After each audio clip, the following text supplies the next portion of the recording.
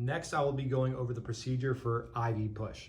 And before we get into it, we're going to assume that you've already started the IV. So you have your main line that's connected into the hollow arm. Now for this demonstration, we are not using the rubber arm, we're using a hollow arm for IV push and IV drip setup. So with that, we'll look at the calculation because you always have to perform the calculation first. In this procedure, we'll be given lidocaine, which is packaged 100 milligrams in 10 mLs, gives me a concentration of 10 milligrams per ml. The patient weighs 132 pounds and I'll be given 1 milligram per kilogram as my desired dose. You can see the math is up there and my final answer is going to be 6 mLs. 6 mLs times my concentration of 10 gives me 60 milligrams for documentation purposes. So before we start, we have to explain the procedure to the patient. We have to let them know like, hey, we're going to be giving you this medication called lidocaine because we want to check for allergies. They're going to tell you they're not allergic to lidocaine. So you want to re-verify it again. Are you allergic to anything that I need to know about, especially lidocaine? No, I'm not allergic to it at all. Okay, so I got consent. I asked for allergies. The next thing I want to do is prepare my medication and arrange my supplies. So I have my sharps container in reach. I have my alcohol prep on the table. I have my medication, which is lidocaine. I want to check for color, clarity, sedimentation, vessel integrity, expiration date. And you can see that this medication, there's a little air bubble at the top and that the plunger is below the 10 ml mark. Every medication that you open is going to be presented as such. So the first thing we want to do is what's called zeroing it out, preparing our medication. So all we're going to do is hold it straight up and we're going to exhaust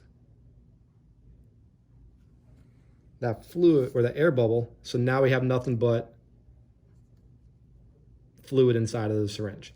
And you can see the top of the plunger is right at the 10 ml mark. So I know I need to give 6 mLs, which means my end point is going to be 4 mLs. Now, when it comes into IV tubing, we have the hub of the catheter here. So the tip of the IV tubing is right here. The needleless port is going to be right here. So we're going to cleanse that. Now we need to know that this is about 6 inches of tubing. 6 inches of tubing equal 1 ml of fluid. Because what we're going to do is, the procedure itself is going to be to penetrate after I cleanse it, twist it onto the right. So I penetrate, pinch. I'm going to aspirate. And the reason why I want to aspirate is to see if I have any blood flow back here. And as I have blood flow, then I'm going to go ahead and give the medicine as ordered. And my endpoint's at 4. Now I have a macro drip set. Remember, 6 inches of tubing equal 1 ml. So all I really need to do is give it 10 drops. 1, 2, 3, 4, 5, 6, 7, 8, 9, 10. You can give a couple more, and that ensures that this medication that we gave was just flushed through the system. Because ideally, if I gave 6 mLs, initially the patient only got 5 of it. The other additional I have to flush accordingly behind it. Now, after that, I want to check for desired and undesired effects. I want to update medical control. I want to note the date, time, initials, and reassess the patient for any desired or undesired effects.